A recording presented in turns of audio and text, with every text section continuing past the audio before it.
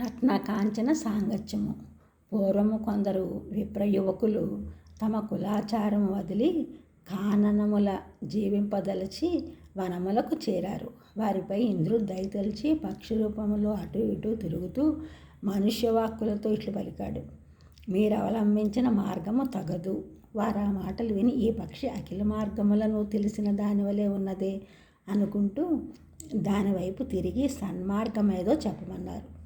చతుష్పాదులలో గోవు, శబ్దములలో మంత్రము, లోహములలో బంగారమును, మనుష్యులలో విపుర్ని గొప్పగా తలుస్తారు. అటువంటి బ్రాహ్మణుడు నిజకులోచిత ధర్మమును పాటించిన రత్న కాంచన సాంగత్యము వలె ప్రశంసింపదగినవాడవుతాడు. అటువంటి అనుష్ఠానమును విడవడం పాతకము.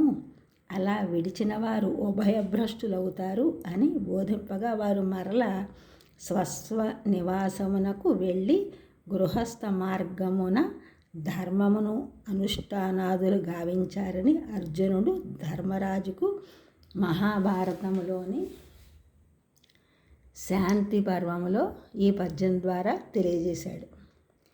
వంశధర్మములను వదిలి కానలం జేరినట్టి విప్రబాలుర నిమిషేంద్రు కరుణ మరలంగొనిరి గార్హస్థ్య ధర్మము నిజమెరింగి నడుచు నీతిపరుడు. ఈ విధంగా తెలియచేశాడు.